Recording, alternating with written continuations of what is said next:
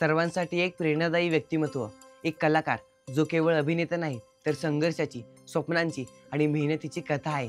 King Khan, Baazigar, king of romance अशा विविध नावाने ओळखला जाणारा अभिनेता म्हणजे हो, बरोबर ओळखलात. शाहरुख खान. आज आपण त्यांच्याविषयी जाणून घेणार आहोत. पण त्याआधी कलाकार चॅनेलला सबस्क्राईब करा. नमस्कार, मी अजिंक्य आणि आपण पाहत आहात कलाकार दिनविशेष भाग 307 पॉवर्ड बाय GoPrack.com. 1980च्या दशकात फौजी आणि सर्कस यासारख्या मालिकांमधून छोट्या पडद्यावर केलेले पदार्पण आणि कालांतराने संपूर्ण बॉलिवूडवर अधिराज्य गाजवणारा किंग खान, ज्याचे केवळ भारतातच नाही तर भारताबाहेर देखील लाखो चाहते आहेत. आपल्या सर्वांनाच आवडणारा शाहरुख खान, जो आज बॉलिवूडचा बादशाह म्हणून ओळखला जातो. त्यांचा जन्म 2 नोव्हेंबर 1965 रोजी झाला. शाहरुख खान यांना अभिनयाची आवड लहानपणापासूनच होती. त्यामुळे अर्थशास्त्र या विषयात पदवी घेतल्यानंतर त्यांचा बहुतेक वेळ दिल्लीच्या थिएटर ॲक्शन ग्रुप या संस्थेमध्ये जात होता.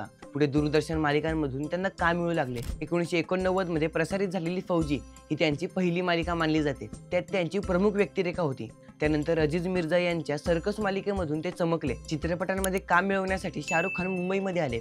त्यांना 4 चित्रपट मिळाले. दिवाना हा शाहरुख खान यांचा पहिला चित्रपट. हा चित्रपट तिकीट बारीवर यशस्वी ठरला आणि चित्रपटसृष्टीला एक नवीन चेहरा मिळाला. राजू बन गए जंटलमन आणि कभी हा कभी ना या चित्रपटांसाठी त्यांचे कौतुक झाले. तर पुढच्याच वर्षी आलेल्या डर आणि बाजीगर या चित्रपटांमधून त्यांची खलनायकी प्रवृत्तीच्या व्यक्तिरेखा यशस्वीपणे साकार केल्या. बाजीगर या चित्रपटासाठी त्यांना सर्वोत्तम नायकाचा पहिला फिल्मफेअर पुरस्कार मिळाला. मात्र त्यांना खऱ्या अर्थाने लोकप्रियता मिळाली ती दिग्दर्शक आदित्य चोप्रा यांच्या दिलवाले दुल्हनिया ले जाएंगे या चित्रपटाद्वारे. यातील काजोल आणि त्यांची जोडी प्रेक्षकांच्या पसंतीस उतरली. मुंबईच्या मराठा मंदिरा या थिएटरमध्ये हा चित्रपट तब्बल 20 वर्षे दाखवला जात होता. हिंदी चित्रपटसृष्टीच्या इतिहासात एवढा काळ चाललेला हा एकमेव चित्रपट आहे. यानंतर मात्र शाहरुख खान यांची यशस्वी घोडदौड थांबलीच नाही. सर्व महत्त्वाच्या दिग्दर्शकांबरोबर काम केलेले त्यांचे बहुतेक चित्रपट यशस्वी झाले. यामध्ये येस बॉस, परदेस, दिल To Pagal Hai, Devdas, Chak De India, Swades, my name is Khan यासारखे अनेक, तसेच अगदी आता प्रदर्शित झालेला पठाण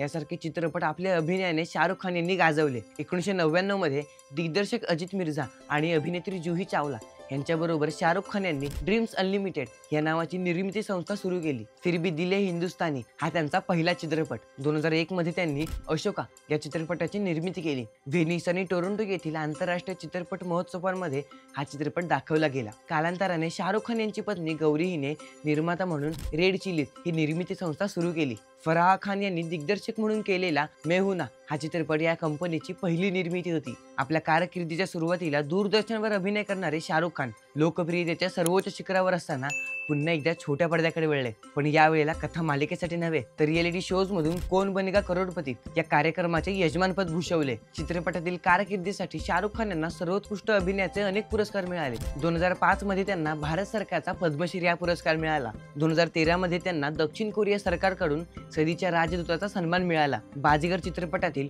कभी कभी जीतने के लिए कुछ हारना भी पड़ता है और हार कर जीतने वाले को बाजीगर कहते हैं हा किंग खान यांचा सुपरहिट डायलॉग आजही सर्वांच्या लक्षात आहे. कारण शून्यातून किंग खान पर्यंत केलेली वाटचाल. तुम्ही देखील शाहरुख खान सारखं काही साधू इच्छिता? त्यासाठी तयारी आणि आत्मविश्वास वाढवा. आणि शाहरुख खान यांचा तुम्हाला आवडलेला चित्रपट कोणता ते कमेंट करून नक्की सांगा. व्हिडिओ लाईक करा, शेअर करा. अशा ज्ञानवर्धक दिनविशेषांसाठी आपल्या विद्यार्थी मित्रांनी तयार केलेल्या कलाकार चॅनेलला सबस्क्राईब करा. इंस्टाग्राम, फेसबुक पेजला फॉलो करा आणि बघत राहा कलाकार दिनविशेष पॉवर्ड बाय GoPrack.com.